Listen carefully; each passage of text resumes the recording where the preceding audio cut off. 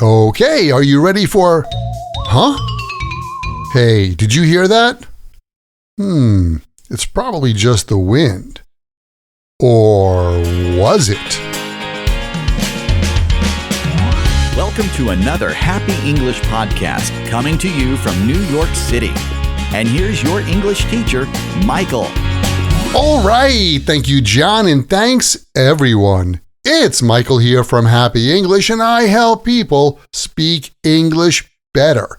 And this is Happy English Podcast, episode 905. Creepy, spooky, and downright scary. Halloween words in English.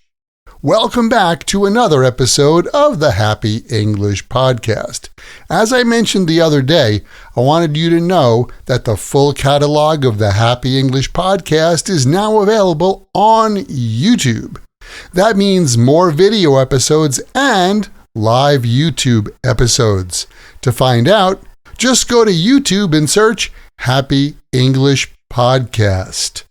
Okay, here we go. With Halloween right around the corner, I think it'd be fun to do a little Halloween-themed English. So, for the next couple of weeks, we're going to dive into some spooky vocabulary, creepy idioms, and even take a look at how Halloween came about and is celebrated in the U.S. Let's kick it off today with something super useful, Halloween vocabulary. Now, you might be thinking, "Oh, Michael, I'm not a fan of horror movies." That's totally fine. But you know what? These words aren't just for Halloween. Native speakers use them in everyday conversation, often in a humorous or exaggerated way. So, let's jump in before something jumps out. First up, let's talk about spooky itself. We use spooky to describe something that's a little scary, maybe mysterious, but not too terrifying. Like, this old house feels kind of spooky at night. Or, that foggy forest looked spooky, so we turned around. Or, the subway station at like 1 a.m. That's spooky. And closely related to spooky is creepy. Now, creepy has a more uncomfortable or unsettling feeling. Like when you see a weird old doll with cracked eyes. That thing is so creepy. People also say things like, "This place gives me the creeps," which means it makes them uncomfortable or nervous. Or on the train, when someone stares at you a little too long, you might say, "That guy is kinda creepy." Yeah, people who make you feel uncomfortable are creepy, and not just around Halloween. And then we have eerie. Eerie is a quiet kind of scary.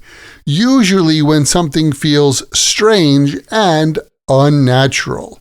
Like, I remember after a bad hurricane, the power went out in New York City, and walking around, there was nobody around. The town was almost completely empty. That was eerie. Or like after the earthquake last week, there was an eerie silence in the office. Luckily, it wasn't that strong. Spooky, creepy, and eerie. Now, let's level things up a notch. When something is really scary, you can use words like terrifying, like terrible and scary. That horror movie was terrifying. I couldn't sleep after watching it.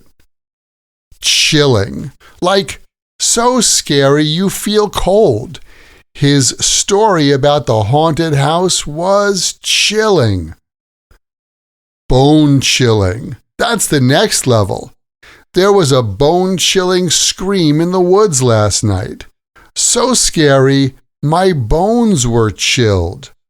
And then the king of scary words, blood-curdling. It sounds intense because it is. That scream was blood-curdling. So scary, it makes your blood feel like it froze. And hey, don't forget about haunted. We usually use this to describe places like haunted houses or haunted old hotels. People say that old hotel is haunted. Lights flicker and doors open on their own. Huh? And honestly, we use it jokingly too, like my apartment might be haunted. The light was turning on and off last night. Now, here's the cool part of all of this. These spooky words often sneak into everyday conversations, especially for a little humor. Like, your coworker brings in their lunch and it smells, how can I say this politely? His lunch smells strong. You might say, that smell is creepy. Or, like if your dog starts barking at the corner of the room for no reason. Yeah, that's kind of spooky. Or if your friend tells you that their ex suddenly texted them out of the blue asking for a date, you can say, whoa, that's eerie. And if your least favorite boss sends you a message on your day off, maybe bone-chilling. Okay, not really, but you get the joke, right? So yeah, English is full of creepy, spooky, eerie, haunted, and bone-chilling words. And even if you're not into Halloween or horror, you'll hear these words used in a funny, sarcastic, or dramatic way all year round. So here's your challenge. Try using one or two of these words this week. Tell someone that movie was terrifying, or my cat was staring at the wall. Super creepy. Or maybe just say, spooky season is here. And hey, if you want to practice the language in this and all of my podcast lessons in a friendly group, come join the Podcast Learners Study Group. We meet once a week and go over the English in these episodes together. It's a great way to build your skills and your confidence. You'll find the link where you're listening to this podcast right now, or just visit myhappyenglish.com and click episode 905 for all the info.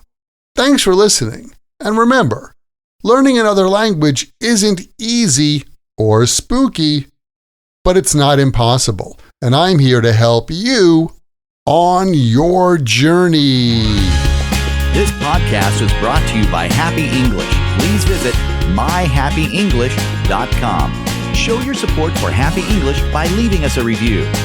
Get English, get happy, Happy English.